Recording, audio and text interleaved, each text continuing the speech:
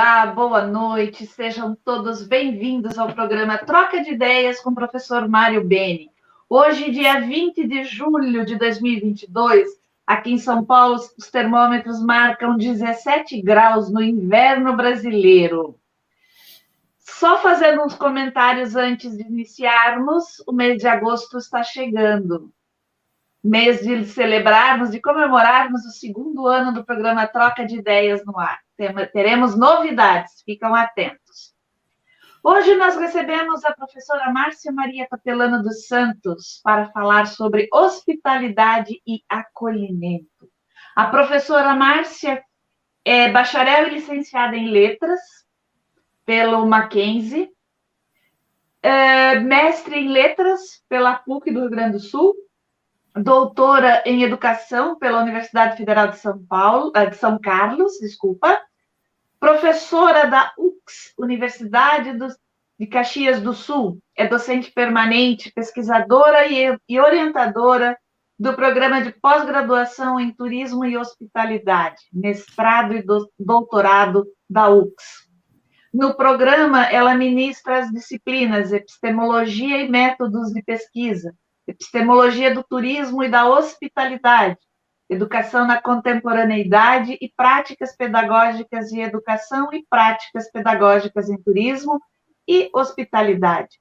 Coordena o grupo de pesquisa do Diretório do CNPq e o Núcleo Institucional de Pesquisas denominados Turismo, Desenvolvimento Humano e Social, Linguagem e Processos Educacionais, no âmbito do qual coordena o grupo de pesquisa sobre hospitalidade. Professora, seja muito bem-vinda ao programa. Professor muito Mário. Obrigada. Márcia, é um prazer imenso, eu diria até uma recompensa tê-la com saúde e com disposição nesse encontro, nessa live. Há muito havia programado a sua presença para debater realmente um assunto muito importante, diria, fundamental para o turismo, que é a hospitalidade e o acolhimento. Né? A hospitalidade,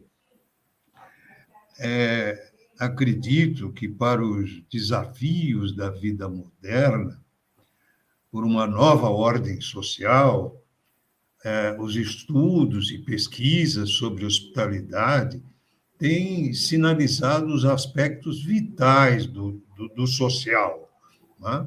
Pois tem desvendado a complexidade das relações com o outro, o grande obstáculo que se apresenta é a palavra hospitalidade, com a sua simplicidade enganadora.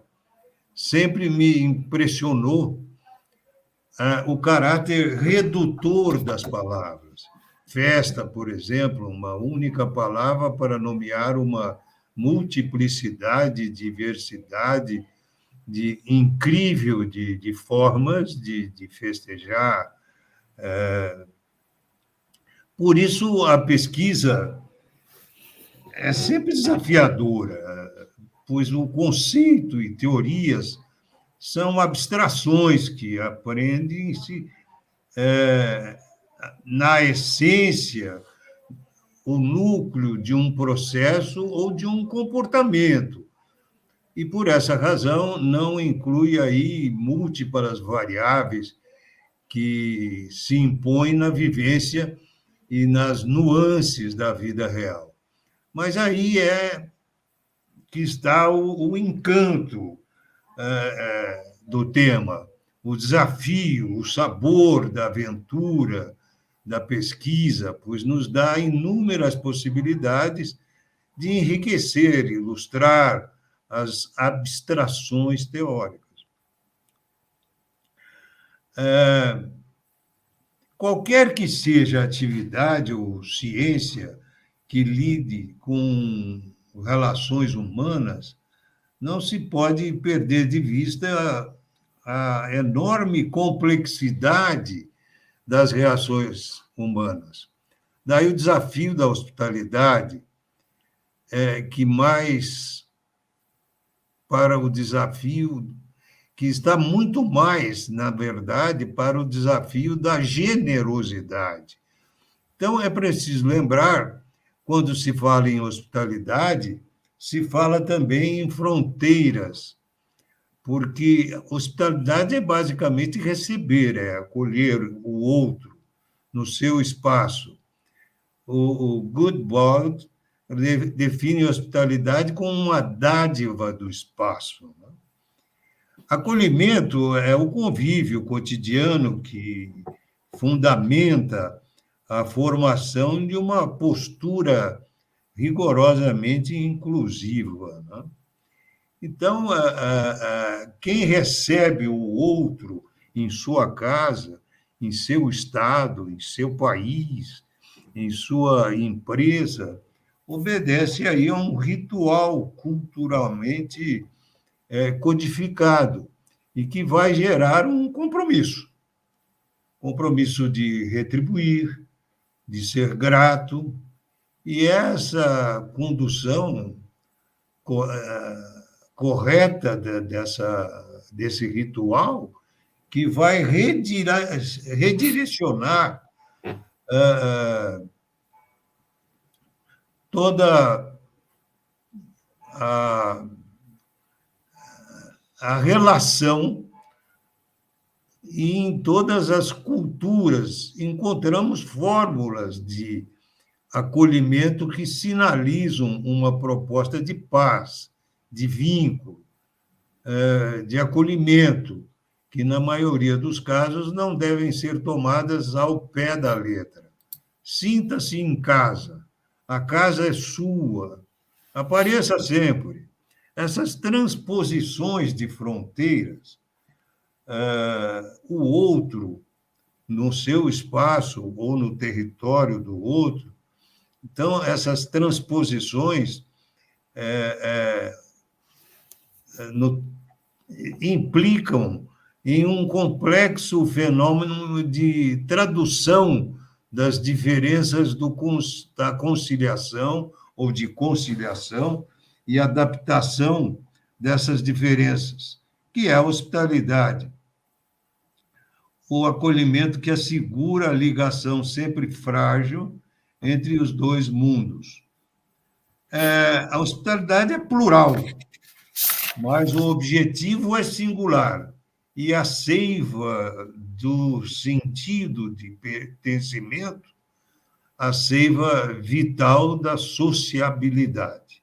Então, resumindo, esses aspectos ou passos para refletirmos como abordar a hospitalidade, né? Avaliar a amplitude e abrangência do termo, não perder a vista e a complexidade das relações, lembrando que a hospitalidade é a transposição de fronteiras, tanto material quanto imaterial, e verificar os requisitos para ser aceito e recebido, bem como as exigências e padrões culturalmente condicionados. Não perder de vista que a centralidade da sociabilidade são as relações interpessoais, que a hospitalidade é grande mediadora dessas relações, criando vínculos e as consolidando. Eram essas as considerações iniciais, Márcia. E agora eu gostaria muito que você falasse, eu sei do projeto que você está desenvolvendo, que denomina essa live, né, hospitalidade e acolhimento. Portanto, pelo tempo saudoso que nos ligou num programa comum e que eu tinha não via a hora de chegar o momento e o período de ir a Caxias, ao encontro de um corpo docente tão preparado, tão erudito e realmente amigo, acima de tudo, que eu quero ouvi-la e espero que todos tenham essa expectativa que eu também experimento nesse momento. Muito obrigado. Nossa, professor Denis, me deixa com uma responsabilidade. Não era para fazer tão profunda assim, mas o senhor sempre é profundo, né? Então não tem outra forma. Mas, enfim, quando nos propusemos primeiro, a pesquisar a hospitalidade no programa, lembrando que o programa antes era só mestrado em turismo. Depois, ele passou a ser turismo e hospitalidade, inclusive quando iniciou o doutorado. Ele já inicia Sim. como turismo e hospitalidade, né? Mas, enfim, a hospitalidade sempre foi algo que, a mim e aos professores do grupo de pesquisa, sempre foi algo que nos incitava a pensar, né? E mesmo porque no nosso grupo, professor, nós tínhamos e temos também ainda professores que vêm da área da psicologia.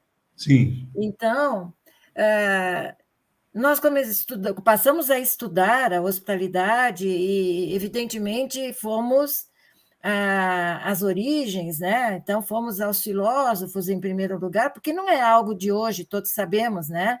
A preocupação com a hospitalidade, ela vem de há muito tempo. Nós já temos filósofos como Kant, né? Puxa, Kant, que falava dessa hospitalidade universal, de um direito cosmopolita. Depois vieram os filósofos mais contemporâneos, então, o Levinas, por exemplo, que vai falar dessa preocupação com o outro, um outro realmente visto como outro, né? Sim. E que haveria uma ética nessa hospitalidade, quando, na verdade, o eu não seria aquele que determina o que deve ser acolhido, Sim. mas é o que aprende a responder às solicitações, aos desejos profundos do outro, né? Depois veio lá o Derrida também, que é sempre citado, né, professor? Porque ele vai falar da hospitalidade de uma forma que ela é irrestrita, incondicional, e ele chega a dizer que as leis da hospitalidade são as leis da ética. Então, você veja que assunto maravilhoso, né? Que Sim. estava ali borbulhando para que a gente se voltasse. E como o nosso programa é turismo e hospitalidade, nós também nos propusemos a pensar algumas relações. Mas por que é turismo e hospitalidade? A conjunção "e", ela tem diferentes sentidos, né? Ela pode ser aditiva, turismo e a hospitalidade. Vamos ver essas duas coisas de forma separada. Sim. Podemos ver também, então, vou estudar turismo ou vou estudar hospitalidade? Poderíamos falar em turismo e hospitalidade, este "e" quase no sentido de decorrência obrigatória. Falar em turismo, então, implica em... hospitalidade, né? E também haveria uma outra possibilidade, que era pensar se nós deveríamos ou não, no programa, estabelecer algumas relações, porque também eu posso falar só em hospitalidade, porque ela está presente, como o senhor bem disse há pouco, né? Ela está presente nas relações humanas, ponto. E relações humanas são a base, né, das relações sociais. Então, o que aconteceu? Nós começamos a pensar assim, ok, temos, por exemplo, na visão mais sociológica, a MOS, né, que vai trazer a construção de um modelo para interpretar as bases de uma cooperação das sociedades, nós temos os filósofos, nós temos muitas, enfim, acho que produções, e o senso comum, que quando a gente perguntava sempre, o que é hospitalidade? É receber bem. Aí já vem a pergunta, né? O que é bem? O que é bem numa sociedade? O que é bem numa relação entre sujeitos? A palavra bem é um advérbio absolutamente relativo. É Sim. bem com relação a quê? Né? Então, aí nós, como o senhor bem disse, professor, nos demos conta da complexidade desse fenômeno, né? Tão importante e que merecia que nós voltássemos, então, a nossa atenção a ele. E aí, nós começamos a nos perguntar, bom, mas por que as pessoas vivem essa questão da hospitalidade? Onde é que está a sua base ou a sua semente, se eu pudesse dizer assim, né? Então, eu diria, professor, assim, que em qualquer que seja a relação, digamos assim, sujeito singular, sujeito singular, sujeito singular, sujeito coletivo, sujeito coletivo, sujeito coletivo, qualquer que seja essa relação, eu só posso falar em hospitalidade se eu falar no desejo de saber do outro. Se eu não tenho esse desejo de saber do outro, então, como é que eu vou estabelecer, de fato, uma relação que possa fundar para nós o desenvolvimento dessa competência para o acolhimento? Então, tudo parte do desejo de saber do outro. Que outro? Bela pergunta, né, professor? Que outro é este? Bom, daí começamos a entender, não, se é relacional, não posso falar em hospitalidade sem falar em dois sujeitos, sejam eles, como eu disse, singular, singular, singular, coletivo, coletivo, coletivo.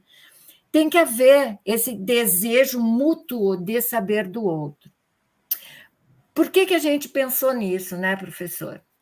Porque a gente ouve muito falar, ainda mais quando se associa ao turismo ou em outras situações, a gente ouve muito falar nos rituais de hospitalidade, a gente ouve muito falar em situações em que se treina hospitalidade, né? Como a gente fala, as empresas, as organizações, muitas fazem ações para treinar hospitalidade, e isso nos incomodava. Como é que eu vou treinar algo que advém de um processo interno de desejo de saber do outro?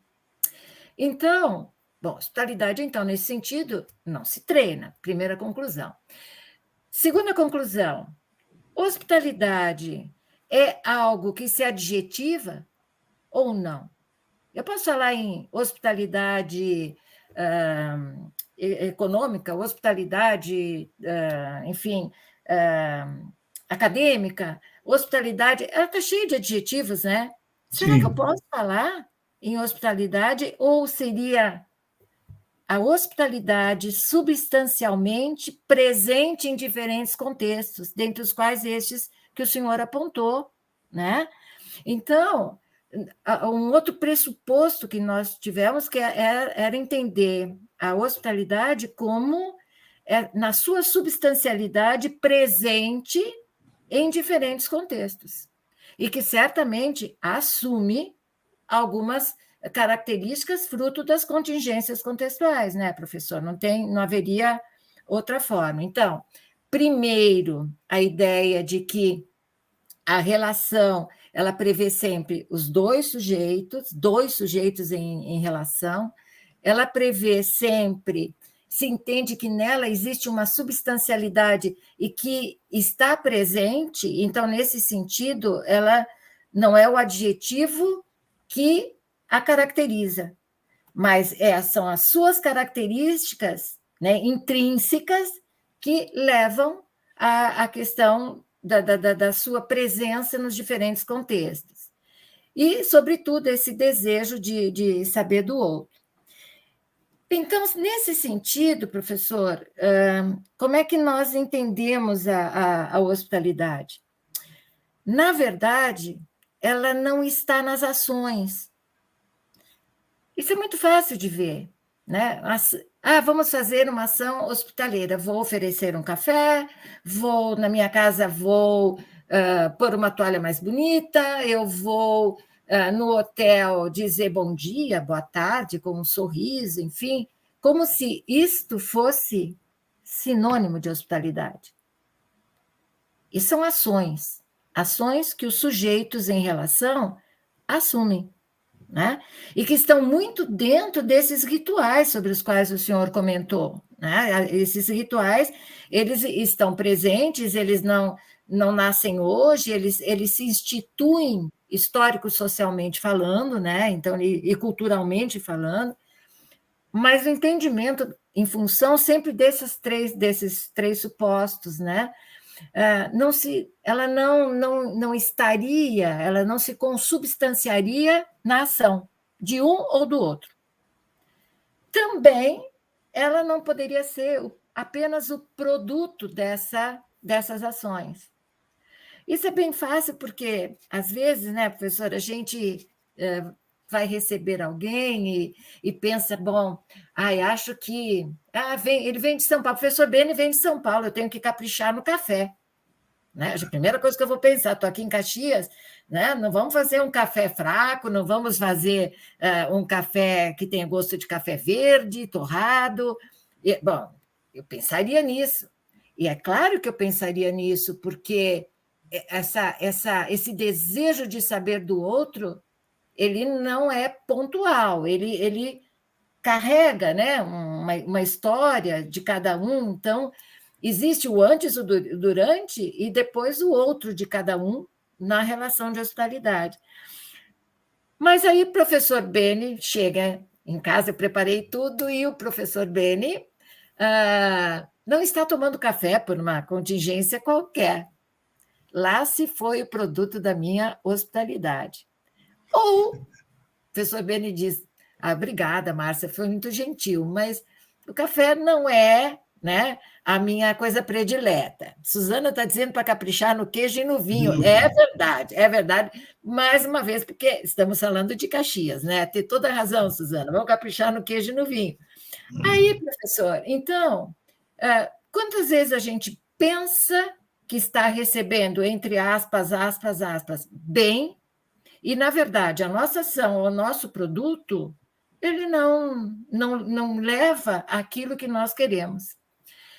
Aí nosso grupo, então, pensou, né? Então, onde residiria, onde a gente poderia falar, de fato, em hospitalidade? E quando eu falo em hospitalidade, eu estou falando numa forma, em algo que se consubstancia na dinâmica do acolhimento, como o senhor mesmo falou. É na dinâmica do acolhimento que a hospitalidade vai se consubstanciando. Então, a nossa proposição teórica adveio da ideia de que o fenômeno da hospitalidade, ele se instala num espaço que nós chamamos de espaço entre. Um espaço entre um acolhedor e um acolhido. Como eu diria no espaço? Um espaço que é externo ao eu, mas é compartilhado por ambos, o acolhedor e o acolhido, né?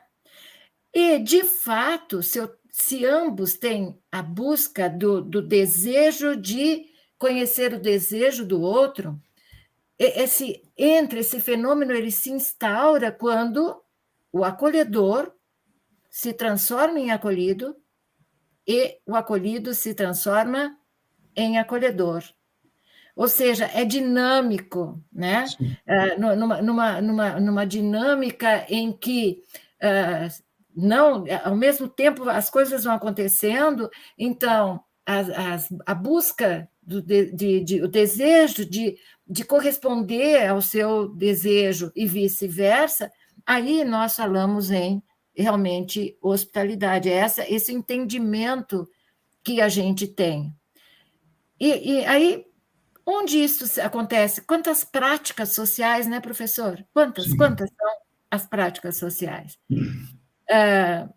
Falando nas inclusões, por exemplo, e é nesse sentido que nós vemos como ela é inclusiva, né?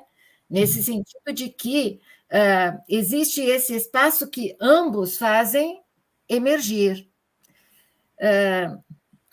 Um exemplo interessante que eu sempre trago, numa disciplina da graduação de hospitalidade, em que normalmente eu convido pessoas, tenho alguns painéis onde eu convido pessoas para falar sobre hospitalidade, sobre diferentes, pessoas que atuam em diferentes setores, e numa das disciplinas eu convidei o presidente não sei se a gente pode chamar presidente, enfim, mas o coordenador, o presidente da associação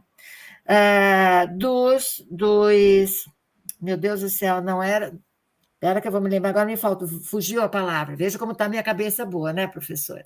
Mas, enfim, dos Parecida com a minha. africanos que estavam em Caxias, né? Nós temos vários, né, neste momento, que estão presentes, agora fazem parte da nossa cidade, obviamente, né? E aí, ele, quando contou a história dele, a história dos seus conterrâneos, a necessidade que ele teve de sair, etc., e aí ele disse assim, alguns falam que os caxienses não nos acolheram como poderia ser acolhido. Ele não usou o termo acolhimento, ele falou não nos receberam como deveríamos ter sido recebidos. Mas é preciso que os meus conterrâneos também pensem como nós podemos buscar essa relação, como Sim. nós podemos nos situar nessa relação de duas localidades diferentes, duas culturas diferentes, dois pensamentos diferentes, duas histórias diferentes. Aquilo chegou a me arrepiar, professor. Chegou a me arrepiar, porque um grupo que a gente sabe todas as suas mazelas, enfim, ninguém migra porque vou migrar porque está tudo ótimo, obrigado, né? Não, as coisas não são assim. Mas me arrepiou porque eu fiquei pensando, mas que visão! Como ele se coloca nessa dinâmica do acolhimento quando na imersão de um espaço entre. E aí eu posso dizer que ele também estava nos acolhendo, né? As ações podem ter sido boas ou não tão boas, mas, de fato, posso dizer que houve fenômeno de acolhimento apenas quando emerge esse espaço entre.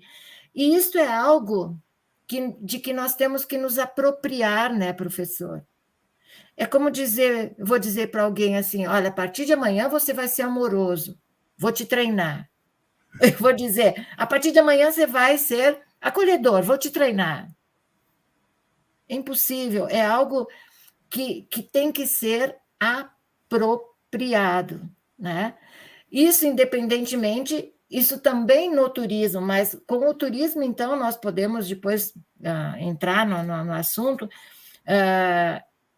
A hospitalidade é, a nosso ver, um dos elementos fundantes das relações turísticas. É fundante, porque no turismo está o turista, né?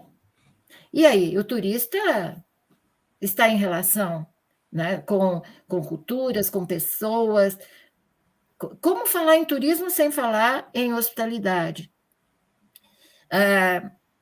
Hoje à tarde, nós tivemos uma palestra na semana de formação pedagógica, em que se trabalhou a questão da transdisciplinaridade, da interdisciplinaridade, que tanto o senhor abordou toda vez que ia conosco em Caxias, né?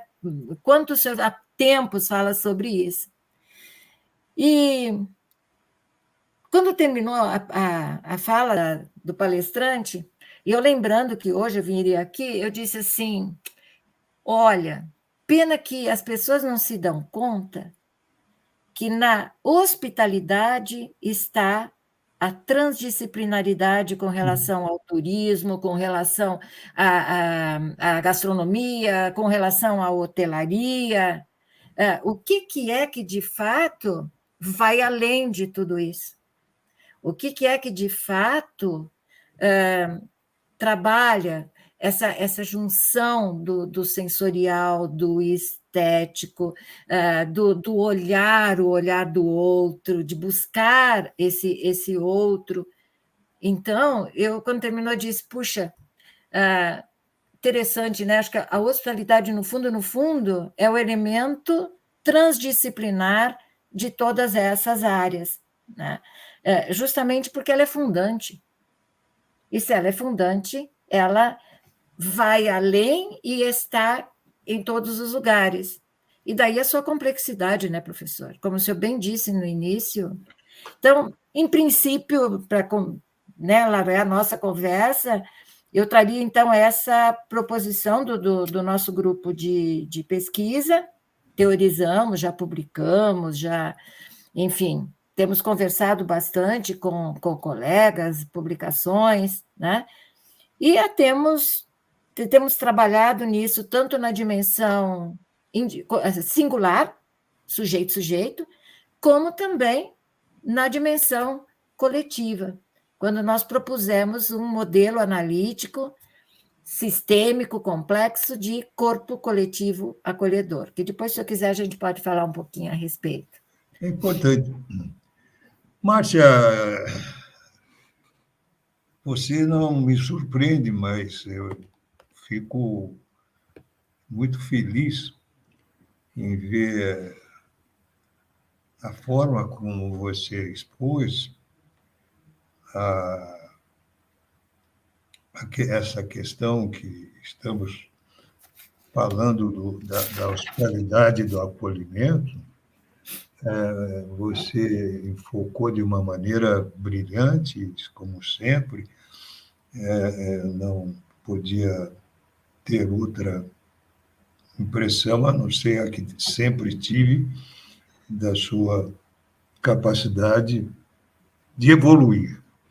E realmente você evoluiu para uma área, você foi durante muito tempo na área administrativa da universidade, depois veio para a pós-graduação e agora trabalha o desafio da hospitalidade. Eu teria uma pergunta, ou seja, gostaria que você dissesse como é que você vê hoje a questão da hospitalidade, tudo isso que você correlacionou muito bem, conectou, mostrou, até concluiu com a inter e a transdisciplinaridade tão importante hoje ao ensino superior, ou até já no início, que hoje realmente é importante essa visão holística, né, para que se possa tentar compreender aquilo que já está presente, que é o metaverso.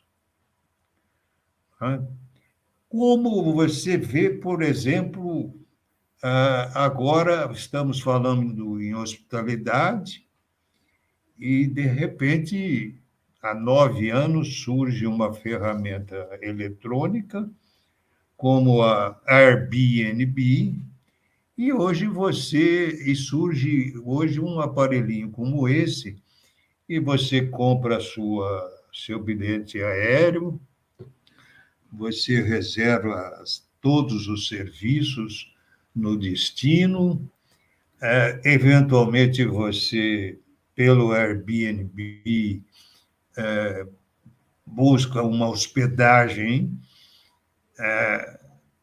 e onde é que está a relação necessária,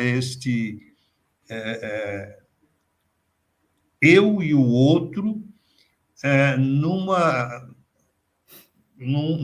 dimensão que agiganta-se a cada dia que passa. Nós estamos aqui conversando e no Vale do Silício alguém já está muito além do que nós poderíamos imaginar em termos de plataforma,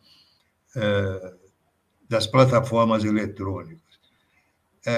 Hoje, em qualquer área que se pense em turismo, você tem uma plataforma à disposição, até a área de eventos, né? Tem já uma plataforma que organiza os eventos até na emissão dos ingressos. Então, tudo foi transformado nesse. E agora se fala nas mídias eletrônicas, no advento do metaverso. Né?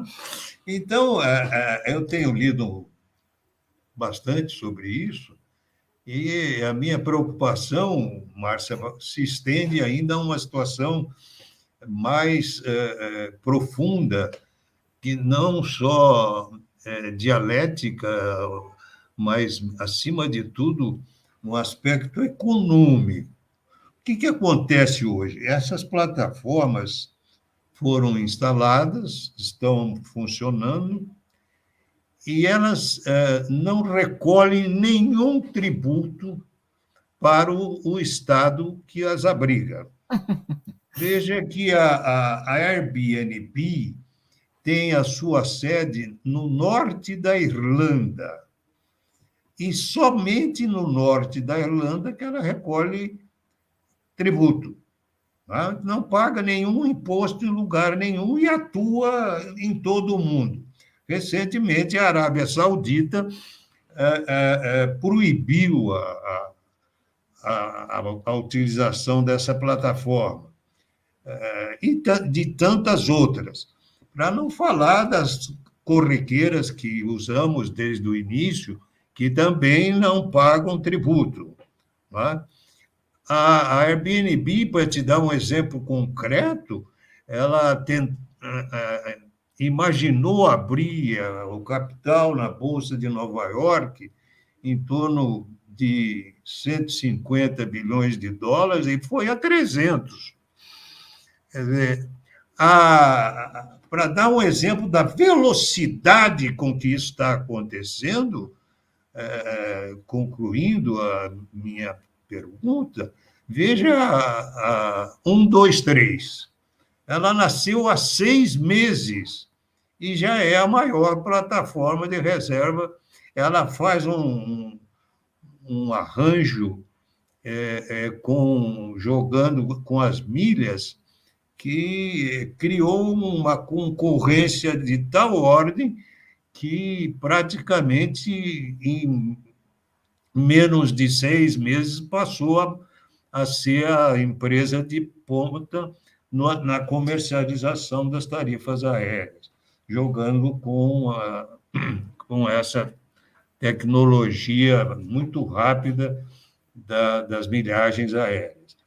Então, como é que você vê esse novo mundo que está se instalando e que muda a cada 24 horas, com essa velocidade? Como é que a gente pode pensar em acolhimento e hospitalidade e acolhimento? Ai, professor, que pergunta difícil e boa ao mesmo tempo, né? Porque nos leva a refletir bastante. Na verdade, as plataformas, todas elas, né? Elas são meios. Elas são meios, né? Sim. São ferramentas. A palavra diz bem, né? É uma ferramenta. É uma ferramenta que eu utilizo para atingir determinado fim.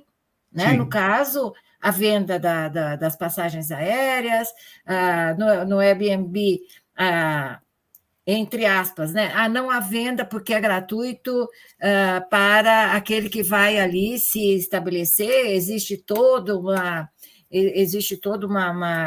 como é que a gente diz, uma forma de se aproximar disso, né? Enfim, mas são meios, professor, são meios. E eu me lembrei, enquanto o senhor falava, de uma palestra do Bauman, quando ele compara as redes sociais às comunidades. Sim. E ele vai conversando e ele diz assim: eu tenho mais de 80 anos e eu não tenho 500 amigos. Mas nas redes, nas diferentes plataformas, as pessoas, elas têm 500 amigos, aí no dia seguinte um sai, é deletado, e no dia seguinte ele tem outro amigo, que ele chama de amigo. Sim. Mas, na verdade, ele diz assim: o que move, de fato, essas redes não é o ter o amigo, mas é a capacidade, a possibilidade de deletar. Sim. É isso, eu deleto e não sofro.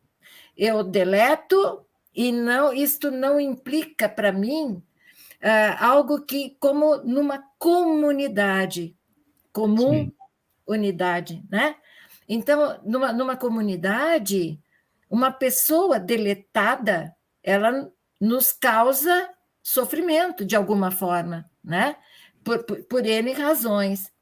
Então, toda essa velocidade que ocorre em termos de plataformas, as mais variadas, a gente não pode perder de vista que são meios. No Vale do Silício, nós temos hoje universidade sem professor, né, professor? Sim. Que não tem professor. Mas alguém está por trás desses meios, evidentemente, Claro. né? E aí, como é que nós vamos falar em relações humanas, em relações do desejo de saber do outro? Sim. Esse outro, neste caso, eu não sei se fui eu que fiz alguma coisa na imagem aqui, porque eu sou bem. Não, está perfeito, está tudo perfeito. Tá certo? É na minha que Tá. deu aqui um problema. Não. Esse outro é um outro que é, ao mesmo tempo, coletivo e individual, mas que é vazio, é neutro, não é o professor Bene, é o passageiro, é o turista, é o. Então, não há uma personalização em tudo isso. Na verdade, a personalização poderá ocorrer no após, quando realmente esses instrumentos, essas plataformas, facilitarem para que a pessoa vá a um determinado lugar. Então, eu me lembro também, e isto foi em 2007 ou 2008, eu participei de um evento em Orlando. Sim. E era um evento sobre turismo, hospitalidade e tal. E nesse evento foi a época em que a questão dessas tecnologias estavam entrando a toda com Sim. relação às agências de turismo que não que perderam, né, muitos contatos em função da relação direta, né, do viajante com a empresa. E que muitas delas tinham fechado, muitas delas tinham tido problema e tal. E entre os trabalhos apresentados, houve um que era de uma grande agência no México, e que era a mais informatizada do país, à época, né? Naquela época. Hoje, certamente, Sim. sei lá eu que tipo de instrumentos e ferramentas eles utilizam, mas era a mais informatizada à época. E aí, por incrível que pareça, o que aconteceu, professor? Essa agência cresceu economicamente. Essa agência cresceu em termos de pessoas, em termos de resultados econômicos, e nos perguntávamos como se há tantas que estão fechando. E aí, na apresentação, com todos os mapeamentos que eles apresentaram, eles disseram o seguinte: mais do que nunca, a nossa agência, após a compra da passagem, por exemplo, pelo turista, via diretamente pela ferramenta, ele vai à agência, ele volta à agência para buscar outras coisas, porque ele tem outros desejos que não são meramente o de comprar a passagem de uma forma mais fácil, de uma forma dinâmica, rápida, como o senhor diz, veloz, né? Numa velocidade louca. Não é só isso, isto é ferramenta. E houve muito mais aproximação. Eles disseram com outro nome, né? Então, as nossas pessoas, nossos colaboradores com os turistas do que havia antes. E foi uma coisa que nos surpreendeu. E aí também uma agência, uma pessoa que estava participando do evento, que não tinha apresentado o trabalho, mas que tinha uma agência ali em Orlando, trouxe a mesma colocação, né? E então, quando o senhor me pergunta como é que isso acontece, eu não diria que existe uma relação nessa situação. Não existem relações. Existem acordos, a meu ver, são acordos. Eu compro aqui rapidamente, vou à internet, está tudo acordado, direitinho, e se o senhor não fizer direito, vai ter problema depois. Então, não se estabelece relação, se estabelecem acordos, vou pôr entre aspas, ferramentais. Né? E assim as coisas acontecem. Podemos viver sem eles hoje? Não.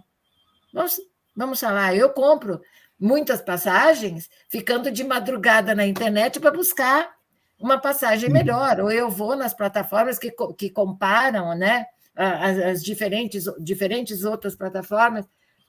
A gente precisa disso, mas isso não estabelece relação. A relação vai se estabelecer no momento em que aquela busca pelo outro, quando nós fazemos turismo do outro, ela acontecer. E aí vem o que nós entendemos por turismo. Como é que o turismo, assim, pode ter motivações de marketing, pode ter tudo que for, né? O que é isso? Não se pode negar, professor, que existe isso. Mas por que essas coisas funcionam? O que está na raiz de tudo isso?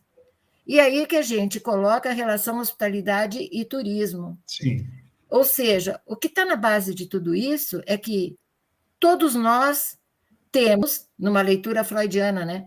Todos nós temos uma pulsão para o conhecer. É uma pulsão que nos é inata para ir ao externo de nós mesmos.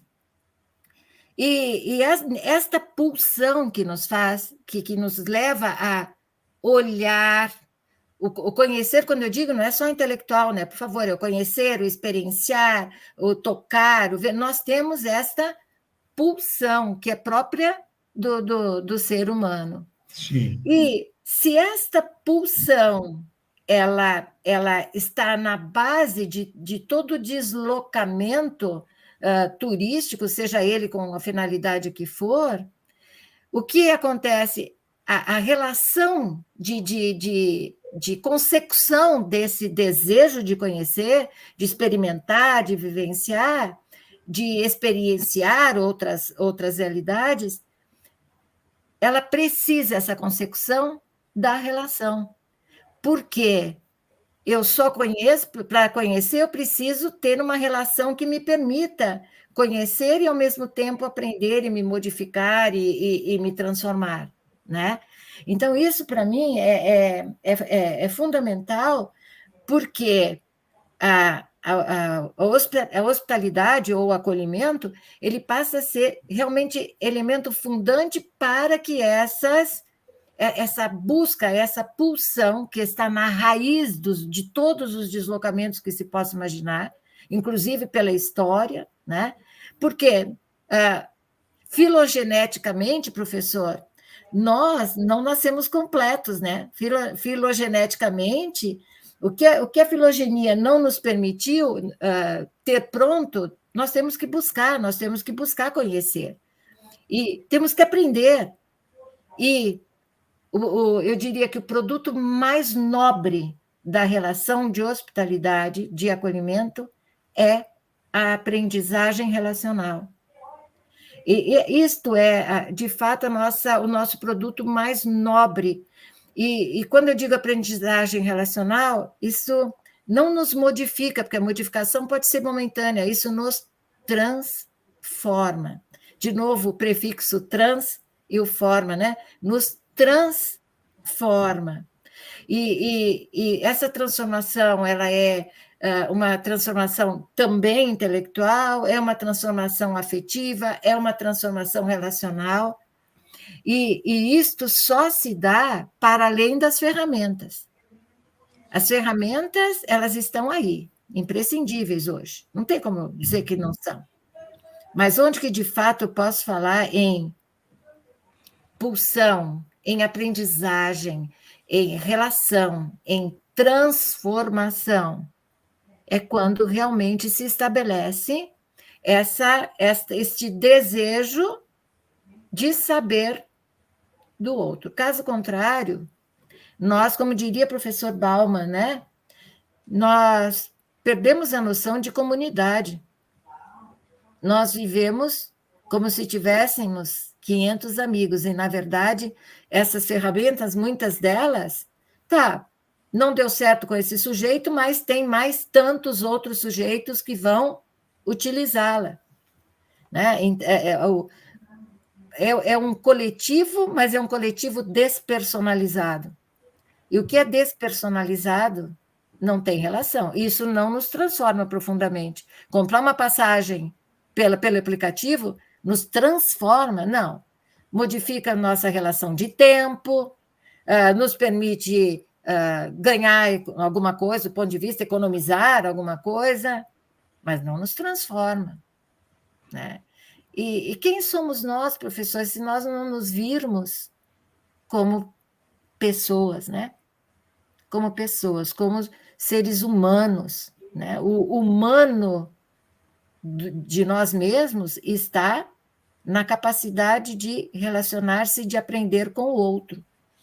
Aí nós temos a nossa humanidade, no meu entendimento. Né?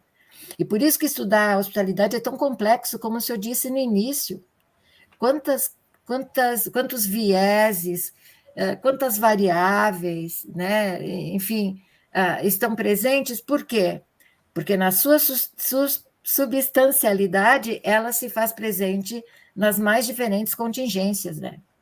E as contingências se modificam sempre, e no nosso mundo, numa velocidade espantosa, né? Meu Deus do céu, como tudo mudou. Eu me lembro que quando eu fui fazer meu intercâmbio na França, que para falar com a família, era um telefonema por semana, e rapidinho, porque era caro. O resto era carta, que levava um mês para chegar quase, né, entre a França e o Brasil. Olha hoje, né, professor? Olha hoje. Né? Quando os meus filhos foram fazer intercâmbio, nós conversávamos diariamente, como estamos fazendo agora, né? Numa presencialidade digital, mas numa presencialidade.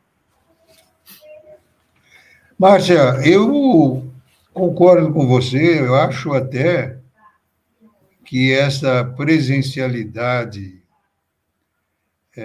digital carece, e aí você conseguiu, com muita lucidez, explicar essa pulsão do ser humano, a vontade de aprender, a relação social, a abertura para novos conhecimentos, amizades, não é? A comunidade universal, de alguma forma, se materializou nessas ferramentas. Uhum, uhum. O que está exatamente faltando, na minha visão, é transformar isso, de alguma forma, numa hospitalidade e num acolhimento universal. Que, como você bem colocou, eu não consegui ainda entender e assimilar o conteúdo, porque você falou em pessoas que têm 200, 300, 500, o meu... Veja que recentemente um rapaz chegou a uma cifra gigantesca de 200 milhões de seguidores. Né? Outros falam em 20, 30, 50, 30. Né? Então, realmente, eu procuro o conteúdo, porque há uma limitação. Né? Eu costumo escrever um texto todo dia no meu Facebook, texto pequeno. As pessoas também não gostam muito de ler, então, sobre tudo, sobre os pensamentos mais variados. Tem os 5.000, que é o limite do Facebook, não passa de 5.000. Se eu quiser aceitar mais um, eu tenho que tirar alguém. Né? Ou fazer outra conta. Ou fazer outra conta. E aí começa a complicar. Não funciona, professora. Hein? E aí, fazer outra conta não funciona. Também não funciona. Não funciona. O que a Márcia está falando... Não funciona, eu já fiz. Não. Não funcionou. Você faz uma estatística da frequência, vê aqueles que têm mais frequência e os que nunca aparecem, é fácil de ver, e vai substituindo por outros que estão esperando. Eu tenho algo... Mas, professor, me permita uma pergunta. Podemos falar que está aí presente uma relação com essas pessoas? Vejam, o senhor disse o termo exato.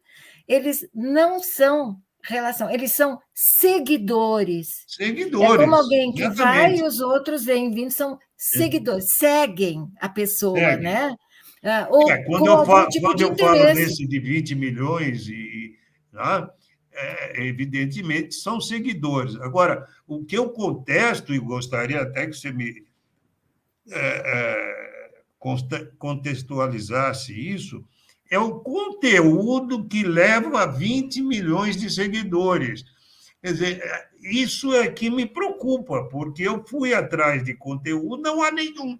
Quer dizer, empatia é o quê? O que pode levar uma pessoa que eu diria até não tem muita contribuição intelectual, ou quase nenhuma, a ter 200 milhões de seguidores, 20 milhões de seguidores.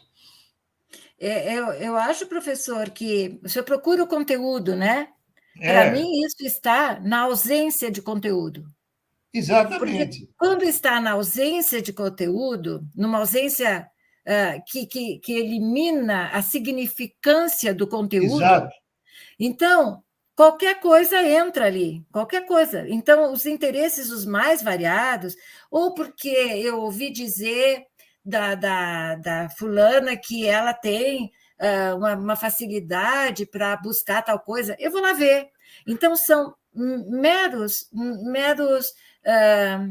como se fosse, imagina assim, umas estrelinhas, são meros pontos de ligação para um seguidor, mas há ausência de conteúdo.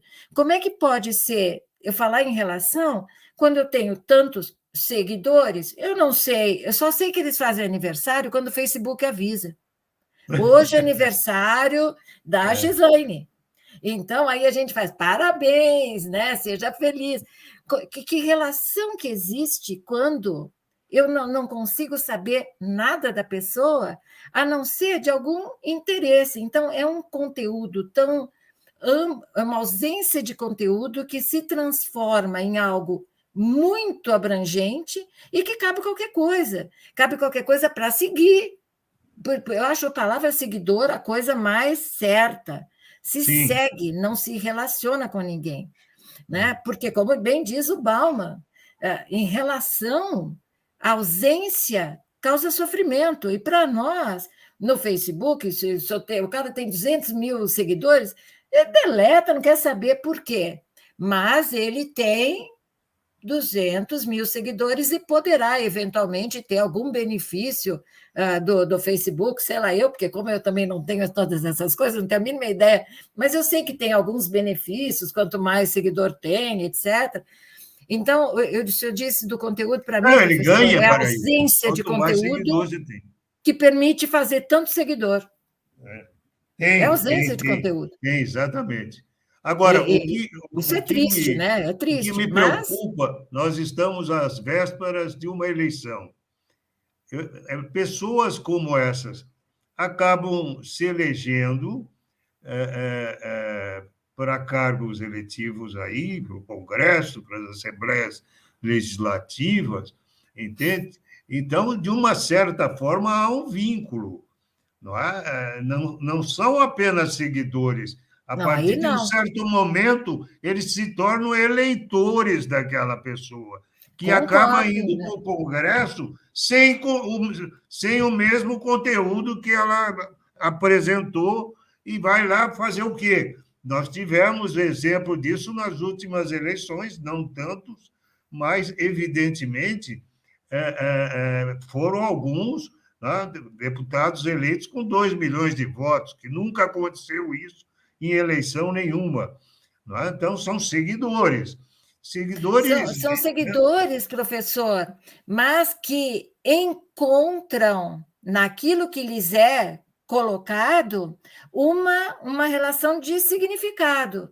Se ela é profunda ou não é profunda, é diferente daquele seguidor, né, que apenas está lá e ele clica, enfim, é diferente um pouco, porque aí já há, mesmo que não profunda, mesmo que não substancial, mesmo que não crítica, mesmo que não, enfim, de uma forma meio aleatória, mas existe pelo menos alguma coisa que dê pelo menos a sensação de compartilhamento. De algum conteúdo, seja esse conteúdo bem colocado ou não. Esse vínculo é que me preocupa.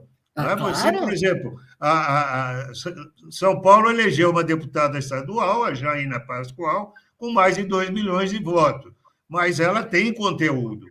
Ela, de alguma forma, se exibiu na televisão, nos programas e nas suas redes sociais com muito conteúdo. É uma jurista de grande espectro. Então, aí eu entendo, mas há o contrário, o contraditório, aquele que chega lá sem nenhum mérito de conteúdo em razão das redes sociais. Mas é um conteúdo sem mérito, né, professor? Mas que encontra eco. Sim. Encontra eco em algumas pessoas, para as quais aquilo se torna um conteúdo. E esse é o nosso grande problema, né?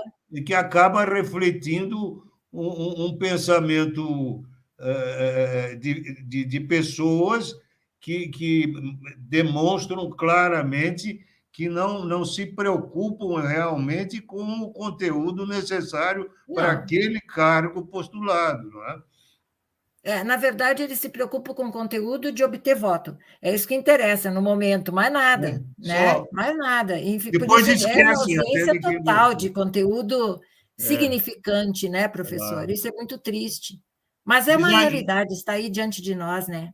Chegamos às 20h34, então, Gislene, está com você a palavra para eventuais perguntas e as suas colocações.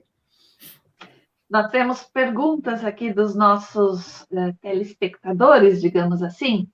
A primeira delas, professora, é da Angélica Leite, e volta um pouquinho lá onde a senhora usou como exemplo o recebimento do professor Mário Beni em sua casa. Ela questiona o seguinte: professora, mas não teríamos que no primeiro momento, saber do que ele gosta? Paulista, café forte, mineiros, café fraco. Oferecer o que o outro já está habituado? Concordo plenamente, mas isto nem sempre é possível, né? Claro que quando nós temos um conhecimento próximo da pessoa, próximo, não total nunca, porque nem de nós mesmos nós temos conhecimento total, nós nos surpreendemos com nós mesmos todos os dias com coisas, né?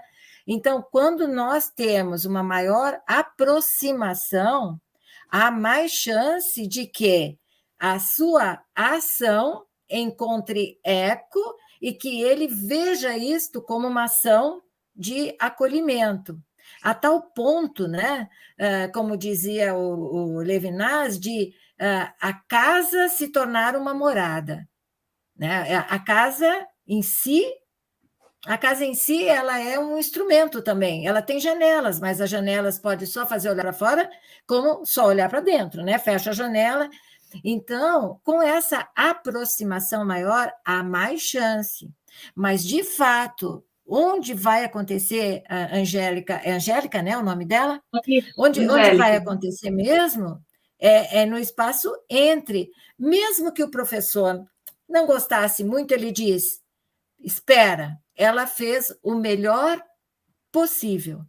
Sim. Quando ele diz ela fez o melhor possível, o acolhedor acolheu o acolhido e o acolhido acolheu o acolhedor. E a hospitalidade se instaura independentemente de as ações e o produto delas não terem sido exatamente aquilo que se esperava, né? Então, é esse mas, né? Esse mas fez de tudo, ou fez o melhor que pôde para me receber, né? Me acolher. Nessa sua colocação, eu lembro de um exemplo que eu sempre uso. Quando você vai dar um presente para alguém, o que você está dando, no meu ponto de vista, não é necessariamente o presente, não é o valor financeiro do presente. Não. É o fato de você ter dedicado tempo, é o gesto, é a lembrança da pessoa. Eu lembrei da pessoa, pode ser uma caneta. Olha, fui em tal lugar, eu sei que você coleciona canetas. Achei essa aqui que é a sua. Lembrei de você, trouxe para você. É simples, mas ela vem carregada de todo um significado. Ok. Aí, Gislaine, você age desta forma, pensa desta forma, mas a outra pessoa não obrigatoriamente vai comungar, ou seja, vai perceber o desejo do outro, aquele, né? Então, é esse desejo de perceber o desejo do outro. Você teve um desejo enfim, não é agradar no sentido vazio do termo, né? No sentido de compartilhar algo, um sentimento, um afeto, na verdade, o compartilhamento de um afeto. E o outro pode não entender esta ação desta forma. Ou até, vamos ver um outro caso, você fez isso, mas eventualmente ela já tem uma caneta igual, ela diz, mas nossa, olha o que a Gislaine fez, foi procurar, entendeu? Então, neste momento, o espaço entre se estabelece, eu posso falar, aí ocorreu o fenômeno do acolhimento, uma dinâmica que instaura a hospitalidade como uma forma de ser, né? Uma forma de ser. Tá. O Henrique Monteiro faz as seguintes colocações. Também estou fazendo um retrocesso aqui no programa. Devemos oferecer uma hospitalidade customizada? Ou devemos adaptar a hospitalidade à situação de momento? Ou ainda, devemos oferecer uma hospitalidade customizada e também se adaptar à situação de momento? Olha, eu começaria, Henrique, né? Henrique, isso. Você viu que quando a Gislaine falou do meu currículo, eu venho da área de letras, né? Então, as palavras para mim são... o que eu vou fazer? Elas não são vazias de significado, né? As palavras não são neutras. Então, aí que você diz, oferecer uma hospitalidade customizada ou não customizada, ou tentar algo que comungue essas duas situações. Eu já diria assim, né, Henrique, será que nós oferecemos hospitalidade? Ou nós, na verdade, dentro da dinâmica do acolhimento, nós vamos ter que, dentro dessa ideia de tentar ter esse desejo de atender, de estar do desejo do outro, eu vou ter realmente que pensar se devo, né, customizar para determinada pessoa ou não. Então, a gente não oferece a hospitalidade, a hospitalidade é um fenômeno, o fenômeno emerge e ele se mostra para os sujeitos. Senão ela não seria fenômeno, seria uma ação. Eu posso oferecer, fazer, realizar ações, mas se eu entendo esse fenômeno que emerge, é como ele se mostra para as pessoas, como ele se faz perceber pelas pessoas, né? Então, se a hospitalidade ela é substancialmente, tem que vê-la substancialmente, claro, sim, eu vou olhar num determinado contexto o que eu posso fazer para tentar perceber qual é, da melhor forma, o que eu penso ser o desejo do outro. Lembra, é um espaço externo ao eu, mas comum aos dois, né? Comum aos dois. Então, é nesse sentido, eu não diria que se oferece, assim como eu disse, que não se treina. Como é que eu vou treinar um fenômeno, né? Uhum. Bom. O senhor tem alguma colocação, professor? Não? Eu tenho mais perguntas aqui. Tá. Vai. A Luciane Prioridade às Todeschini Ferreira, perguntas. tá, ela pergunta, pensar questões éticas, que também deveriam ser questões de hospitalidade. Quem ganha com o quê? Quem perde? Que tipos de relação são criadas? Você pode repetir o início da pergunta que eu não entendi, não ouvi direito? Pensar em questões éticas, que também seriam éticas, questões ok. de hospitalidade. Quem ganha com o quê? Quem perde? Que tipo de relação, que tipos de relação são criadas? Ou de relações são criadas? Olha, quem ganha ou quem perde, ganham ambos. Não existe possibilidade numa relação, quando nós estamos falando nessa relação ética, de realmente de tentar olhar com o olhar do outro, respeitando este olhar, vendo-o como um outro na sua alteridade, né? Então, ambos ganham quando de fato se efetiva essa relação com essa performance, com essa concepção. Porque se eu confundir relação com interação, eu posso interagir com qualquer coisa, eu posso até interagir lá, professor, com os meus seguidores do Facebook, tá? Eu vou interagir. Ajo inter, né? Mas a relação é muito mais do que mera interação. Então, ela pressupõe, como eu disse, ela pressupõe transformação.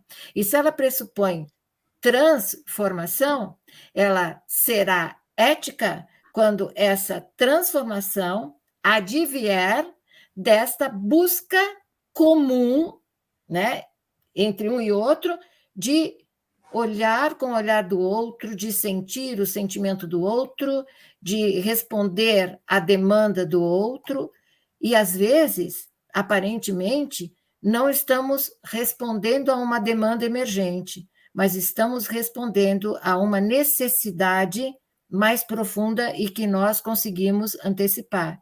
Para mim, isso é ético. Muito bom. A Luciane coloca mais aqui embaixo a seguinte observação: nem são perguntas, são apenas reflexões. Mas a sua resposta foi excelente. Professora, nós temos vários outros comentários que eu vou colocar aqui depois, que não são necessariamente perguntas, mas eu tenho uma colocação aqui para fechar. Nós conversamos na semana passada e fechamos o tema da palestra, né, da live. E aqui eu não estou fazendo nenhum tipo de... Não farei, eu vou apenas fazer a leitura de certos trechos de uma leitura que eu peguei na missa. Eu sou católica e eu peguei o folheto da missa de domingo, que tratava justamente sobre a questão da acolhida, da hospitalidade. E isso lá, não sou eu quem está falando, isso aqui, lá da época de Jesus. E ele, quem escreveu esse texto, e no meu entender, ele bate exatamente com as suas colocações, professora, foi Dom Carlos Silva. Ele diz assim: acolher hoje.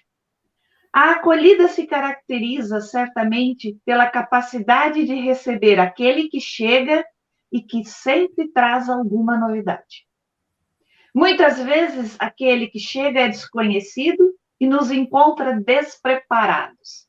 Eu diria que no nosso caso, que estudamos turismo, esse que chega, 95% das vezes, ele é desconhecido.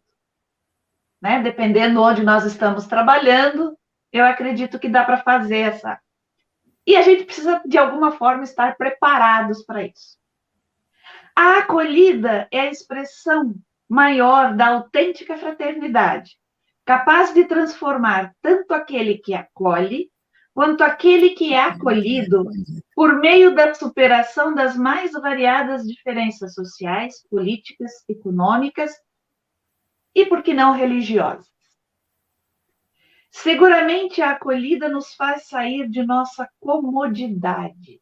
E aqui tudo que vem sendo falando com a questão da acolhida.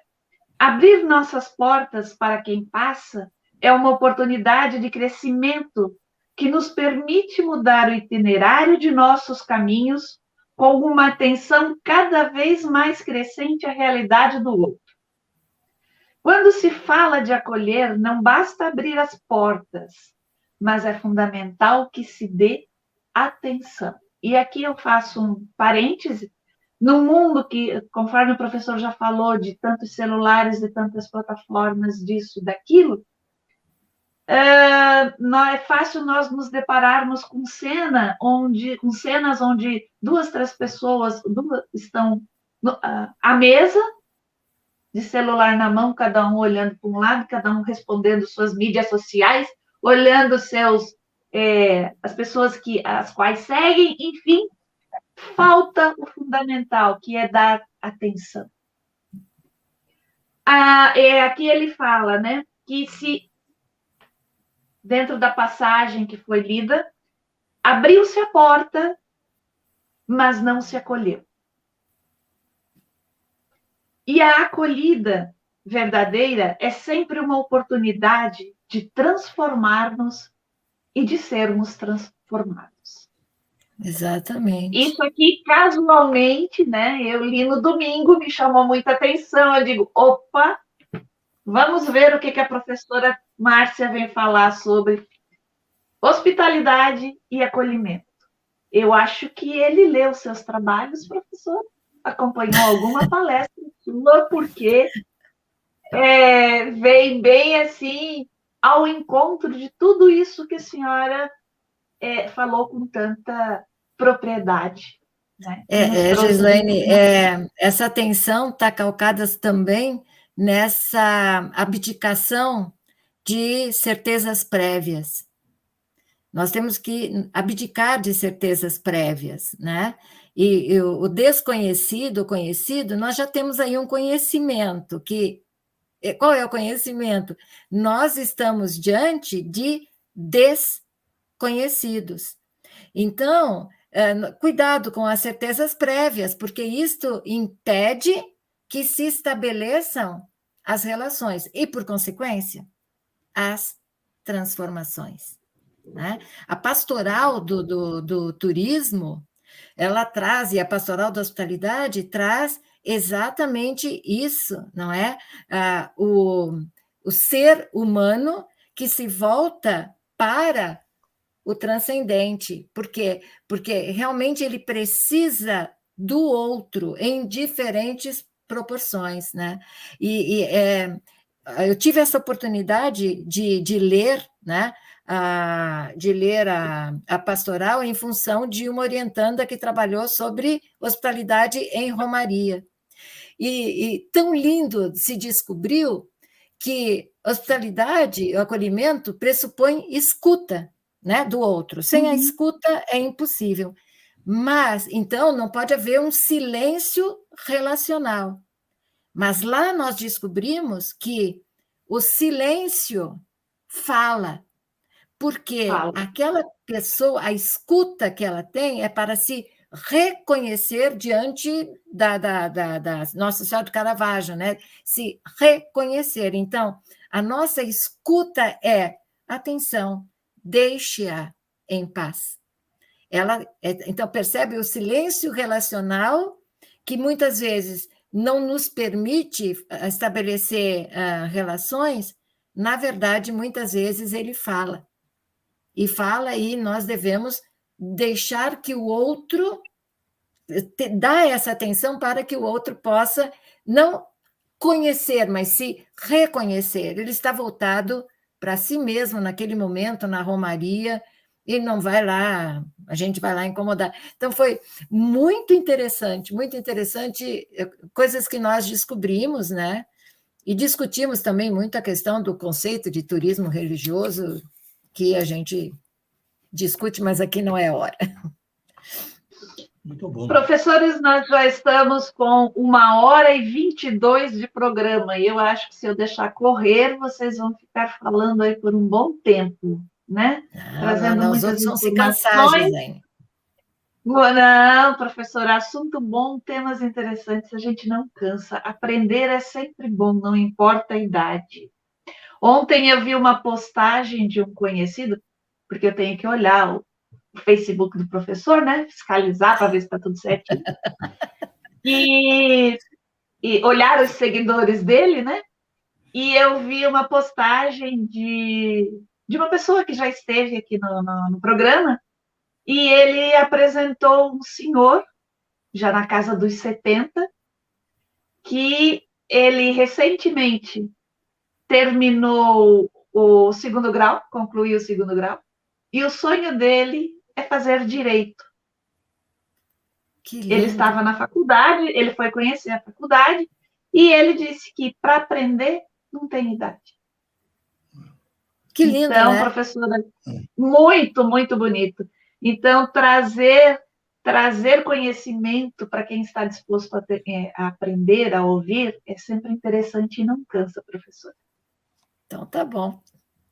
Márcia, eu só posso dizer que a sua apresentação, as suas palavras, o seu pensamento